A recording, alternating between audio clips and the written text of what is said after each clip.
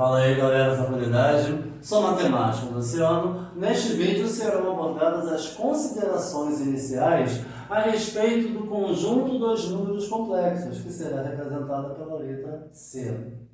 Então, em vista de anos anteriores, já foram estudados outros tipos de conjuntos numéricos, a saber aqui, conjunto dos números naturais, conjunto dos números inteiros, conjunto dos números racionais, conjunto dos números irracionais, R-Q, e conjunto dos números reais. Todos esses conjuntos numéricos já foram estudados em anos anteriores. Agora, o conjunto dos números complexos fará parte também desse time de conjuntos numéricos. Então, de uma maneira geral, Z é um número complexo. A gente já vai fazer a definição dele já. Mas, em relação de inclusão de conjuntos, o conjunto dos números reais é um subconjunto do conjunto dos números complexos. Ou seja, R está contido em C. Então, o conjunto dos números complexos, no caso, ele contém o conjunto dos números reais. Então, por definição, Z é um número complexo. Olha a definição formal de uma maneira geral. Z igual a A mais B, ou Z igual a A mais B, que multiplica a raiz quadrada de menos 1. Essa estrutura é chamada de forma algébrica ou forma binomial. Binomial vem da palavra binômio. Repara a estrutura aqui. A mais BI é um binômio. É uma expressão algébrica que tem dois termos. Olha aqui também. Tá? Então, A mais BI é um binômio, assim como A mais B que multiplica a raiz quadrada de menos 1 também é um binômio. Por isso, chamado também de forma binomial, além da forma algébrica. Vamos ver os seus componentes.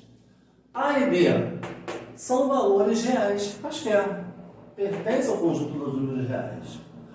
A é chamado de parte real. B chamado de parte imaginária. Vamos falar sobre A e B já. Agora vamos analisar quem é esse I. Fazendo um comparativo aqui nessas duas relações, repara que esse I ocupa a mesma posição da raiz quadrada de menos 1. Logo, repara que eles acompanham a parte imaginária que foi chamada de B. Então, I é chamada de unidade imaginária. Por definição, fazendo um comparativo, I é igual a raiz quadrada de menos 1. Então, essa palavra imaginária é o que vai definir realmente o conjunto, vai caracterizar o conjunto dos números complexos. Então, como Z é um número complexo, ele também é chamado de uma maneira geral de número imaginário. Tá? Então, número complexo e número imaginário é a mesma coisa, tem a mesma definição, tem o mesmo significado, tem o mesmo sentido. Então, I é a unidade imaginária definida como raiz quadrada de menos 1. Ao elevar ambos os membros ao quadrado, vai surgir essa relação. I ao quadrado igual a menos 1. Então, olha aqui a respeito dessa raiz quadrada de menos 1. Vamos voltar aqui ao conjunto dos números reais.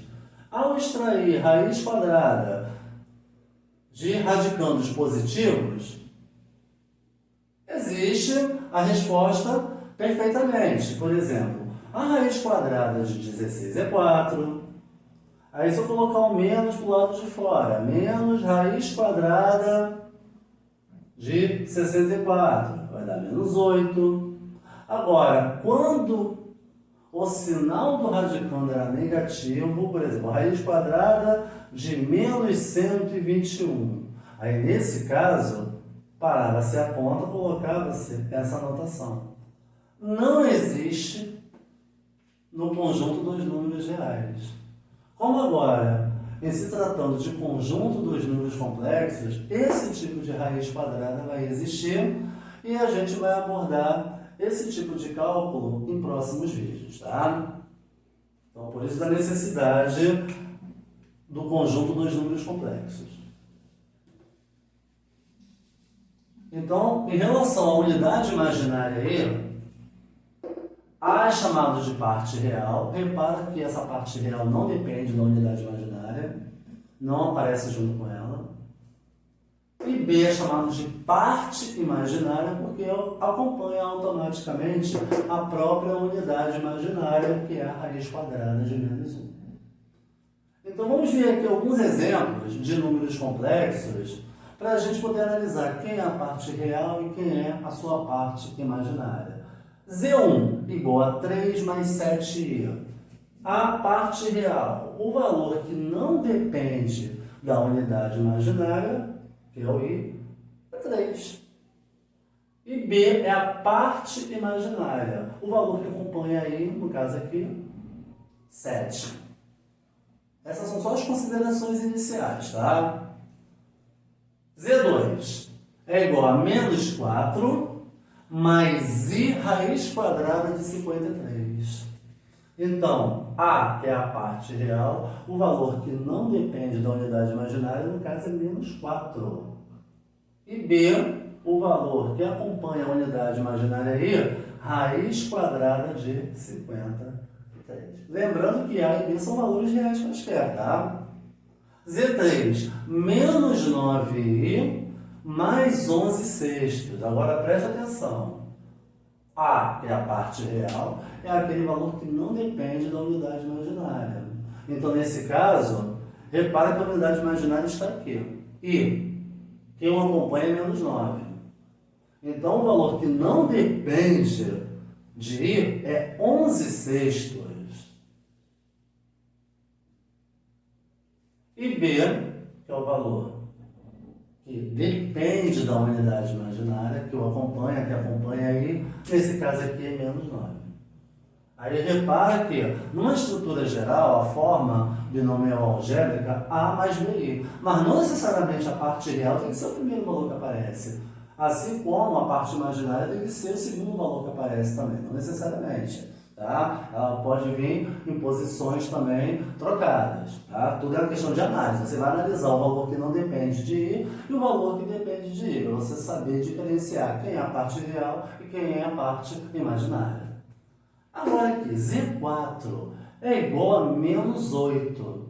Mas se a gente for escrever isso aqui na íntegra, na forma A mais BI, Z4 é igual a menos 8, que é um valor que não depende de I. Mas, professor, o i não aparece. Como a gente vai poder escrever? Mais 0i.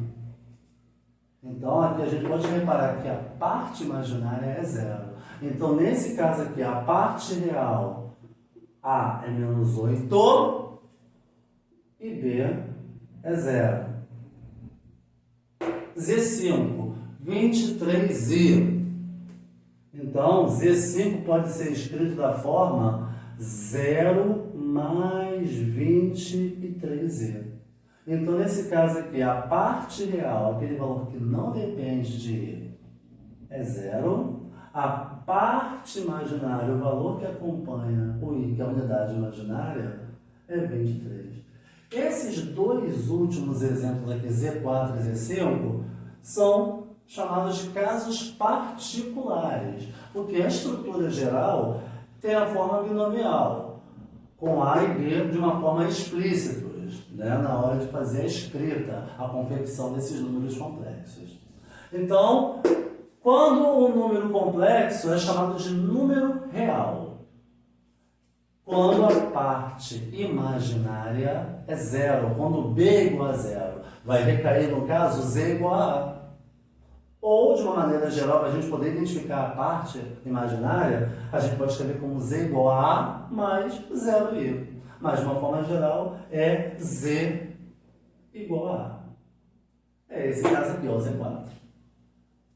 E quando é chamado de número imaginário puro, um número imaginário puro, as condições suficientes e necessárias são parte real, A igual a 0, e parte imaginária, B, diferente de 0. Então, é uma condição simultânea. Tanto A tem que ser igual a 0 e B tem que ser diferente de zero. Então, vai recair de uma forma geral em Z igual a BI. Caso queira explicitar a parte real, vai ser dado por zero mais BI. Mas a forma comumente usada é a forma Z igual a BI. É o caso aqui, olha, do Z5. Tá? Agora, Luciano, enquanto Z é igual a zero, aí fica 0 mais 0i. Aí fica Z igual a zero. Como zero é um número real, então ele acaba sendo esse caso particular aqui de número real, quando Z é igual a zero, já que é um número real. Tá? Então, essas aqui são as nossas considerações iniciais a respeito do conjunto dos números complexos. Número complexo e número imaginário é a mesma coisa. Tem a estrutura A mais BI ou A mais B que multiplica a raiz quadrada de menos 1. Onde A, parte real, é aquele valor que não depende de I, que é a unidade imaginária. B, que é a parte imaginária, aquele valor que acompanha multiplicando a unidade imaginária I, onde I é igual a raiz quadrada de menos 1. Novamente, os casos particulares aqui. Número real, a condição suficiente e necessária é que a parte imaginária seja igual a zero. O caso particular vai cair em Z igual a A. E um número imaginário puro, então tem que atender a duas condições simultâneas. Automaticamente, a parte real tem que ser igual a zero e a parte imaginária tem que ser obrigatoriamente diferente de zero. Vai recair em Z igual a BI, tá bom? Então, em próximos vídeos a gente vai aprofundar mais um pouco o tema de conjunto dos números complexos. Muito obrigado aí pela oportunidade. Foi!